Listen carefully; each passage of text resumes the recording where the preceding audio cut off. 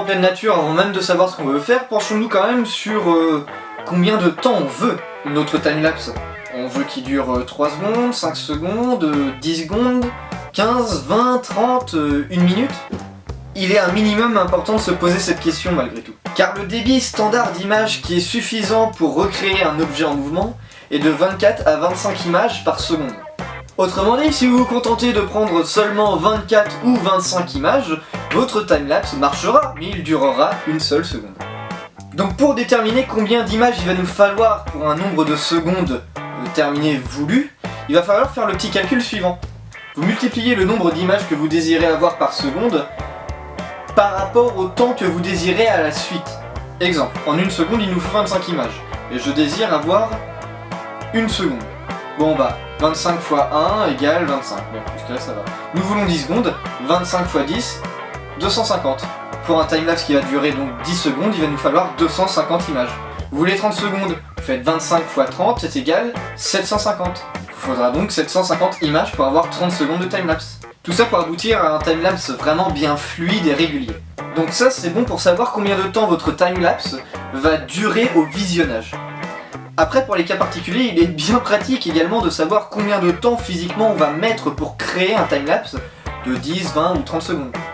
Ça varie de votre débit de lumière ambiant.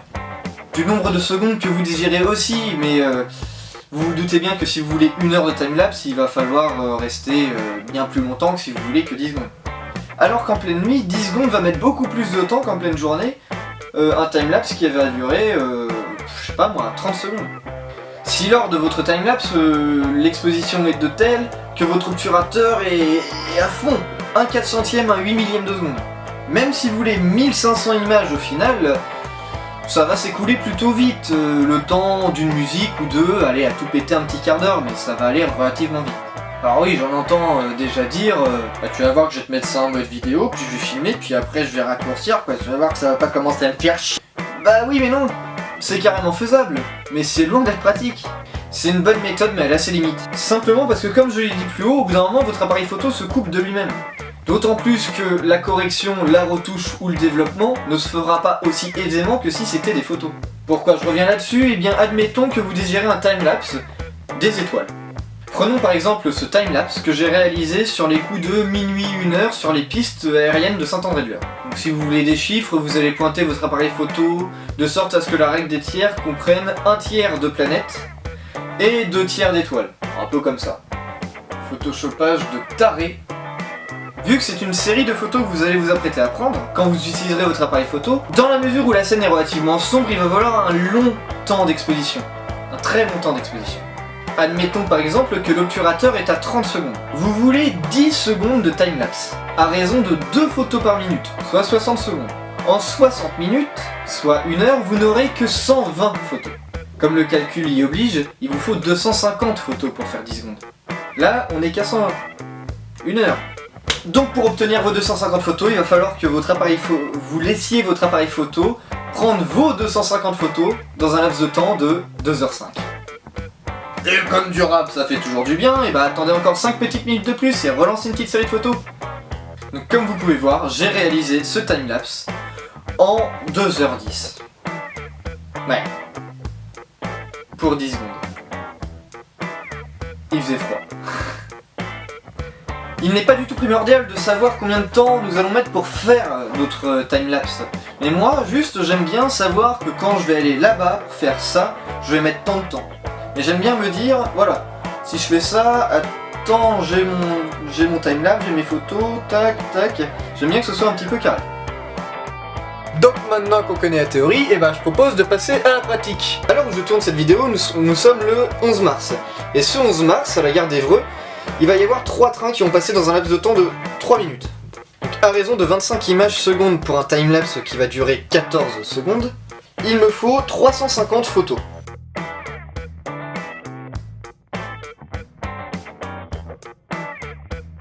Voilà, nous sommes sur le quai de la gare de Évreux. Et donc, comme on vient de le voir, j'ai paramétré de sorte à ce que pendant 20 minutes, je prenne une photo toutes les 5 secondes. Donc là, mes paramètres, je suis à 1 centième de seconde pour exposer un petit peu à droite pour diminuer le bruit ISO. avec un diaphragme sur 8 et une mise au point à 3 mètres. Donc avec le 14 mm, en théorie, je suis sur hyperfocal. Petite vidéo en perspective sur hyperfocal. Donc voilà, il est 17h30, j'ai lancé le timelapse à 17h17 il me semble. Donc pour l'instant j'ai eu 2 trains. Donc on va voir ce que ça va donner pour la suite. J'espère que ça va avoir un petit rendu pas mal. Moi je vous propose de voir ça et bien maintenant.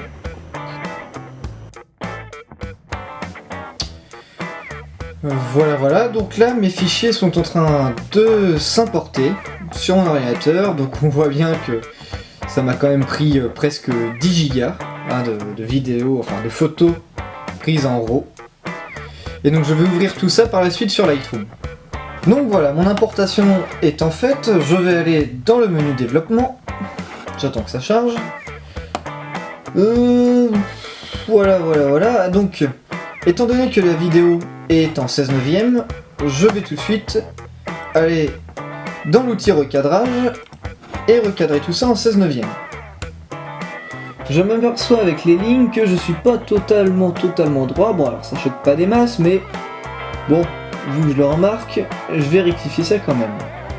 Je place la barre là-bas sur la ligne de tiers tout au-dessus, comme ça j'ai 2 tiers de gare et 1 tiers de ciel, ce qui ne me sert pas à grand chose, mais bon. Hop, je fais entrer pour valider, c'est ok. Donc maintenant, je surélève un petit peu mon exposition, bien que c'était un petit peu exposé à droite, et je vais un petit peu augmenter mes contrastes. Là, je viens augmenter gentiment. Toc. Je vais venir augmenter un petit peu mes valeurs de haute lumière, et diminuer celles des basses lumières. Je remets un petit coup d'obturation, enfin d'exposition, et un petit coup de contraste. Donc jusque là, c'est pas trop mal. Et je vais essayer de mettre un petit dégradé de plus sombre au niveau du ciel. On va voir ce que ça donne. Ah, c'est trop. Là, ça me convient déjà un peu plus. Ok, donc voilà pour le filtre. Je vais venir réaugmenter légèrement mon exposition. Et c'est tout. Voilà, ça me convient. Limite un petit peu recadré parce que ça m'a l'air toujours autant de traviole. Tac, je valide. Bon, là maintenant c'est tout remis. Voilà. Et jusque là, ça me convient plutôt bien.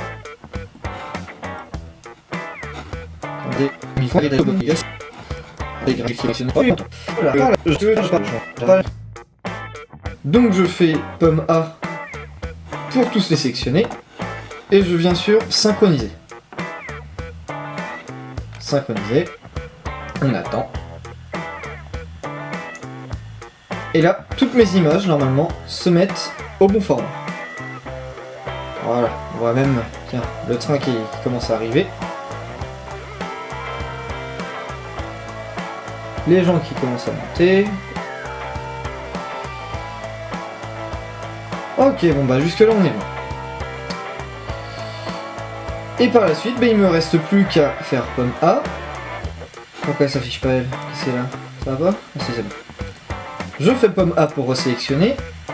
Je fais un clic droit pour sélectionner un volet. Enfin, le volet. Exporter. Je choisis un dossier de destination. Je regarde que le filigrane n'est pas mis. Ouais, voilà. Le filigrane n'est pas mis. On fait ça. Et on attend.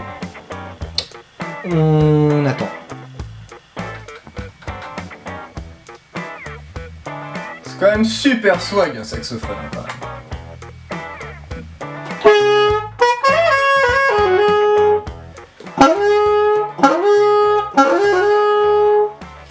J'ai préféré en faire un zombie plus classique. Eric a fait ces deux-là, que je trouve très réussi. Surtout celui avec le bras coupé. Votre souci du détail est impressionnant. J'ai fait cette partie tout en coton, et celle-là aussi sous l'œil. Ça, c'est uniquement en silicone. Et j'ai aussi fait cette morsure à la joue. C'est très esthétique. Là aussi, on peut Ils sont marrants, ces ricains. de la même série.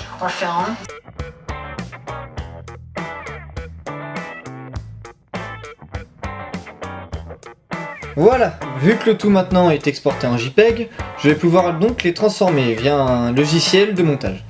Donc moi j'utilise Final Cut Pro, parce que j'ai que ça.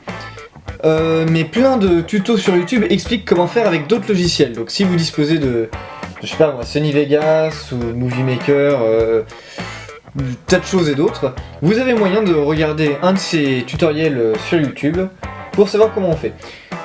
En ce qui me concerne, sur Final Cut Pro, on s'y prend comme ça. Une fois que vous avez ouvert Final Cut, vous allez importer toutes vos photos. Je sélectionne le tout et j'importe.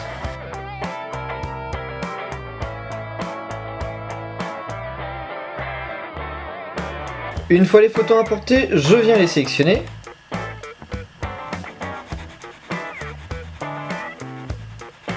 Et je viens les déposer sur mon banc de montage.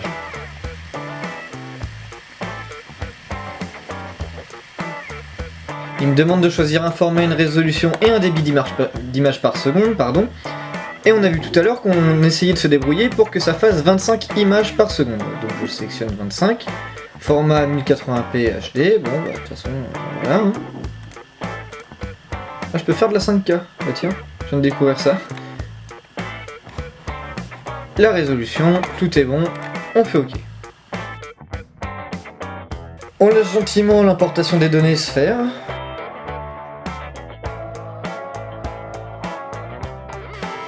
Une fois l'importation faite correctement, vous faites un clic droit et vous cliquez sur Nouveau plan composé. Donc là, si je fais défiler tout de suite, ça donne une image est égale à 10 secondes, la même image, donc c'est pas exactement ce qu'on veut. Donc pour cela on va dézoomer, faire pomme R et rapetir au maximum. Voilà. Et il suffit de se baser sur les graduations qui est au-dessus. On a 20 secondes, 30 secondes, 40 secondes. Donc on sait que c'est entre 20 et 10 secondes. On sait également que c'est en dessous de 15, donc je porte un petit peu plus. Je zoome encore, je zoome encore.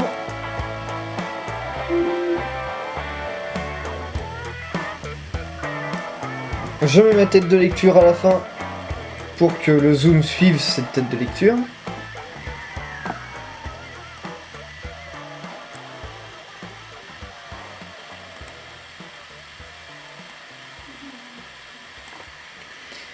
Étant donné que j'ai finalement pris 370 clichés, enfin 372 mais bon on n'est pas à deux photos près, j'ai recalculé et ça me fait 14 secondes et 8 centièmes.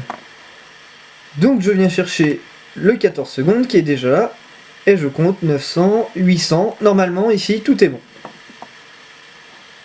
Il me reste plus qu'à le laisser charger gentiment. Donc voilà, le rendu étant effectué, on peut désormais l'exporter pour bien voir ce que ça donne, parce que ça rame un petit peu quand on lance la vision directe sur Final Cut, donc autant exporter direct. Je fais fichier master, je vais dans les réglages et je choisis l'encodage H264. C'est un fichier de compression qui ne détériore pas l'image et qui comprime pas mal. Là je m'en sors pour 36,9 MB. Donc j'exporte, je fais suivant. Je sélectionne le fichier de destination. Donc vu que je fais une vidéo sur le timelapse, je choisis dans le dossier qui lui est prédestiné. Une fois terminé, Final Cut me dit que l'exportation, enfin le partage est réussi et je peux désormais regarder ce que ça donne. Et voilà. Je suis plutôt déçu dans le sens où le trafic ferroviaire est pas du tout celui auquel je m'attendais. Je m'attendais vraiment à des trains qui partent par-ci, des trains qui partent par-là, des gens qui descendent dans tous les sens. Bah faut probablement croire que je suis arrivé le mauvais jour. Désormais vous savez tout sur le timelapse, j'espère que ça vous aura plu. Je vous rappelle que vous pouvez vous abonner à ma chaîne EW Picture. N'oubliez pas de vous abonner sur mon Facebook, mon Instagram. Je vous invite également à faire une petite visite sur mon site internet www.ewpicture.com. Il me reste plus qu'à vous dire, bah amusez-vous, faites des timelapses, ça changera un peu, et puis jusque là... Eh ben je sais pas, voilà. Allez salut, à la prochaine.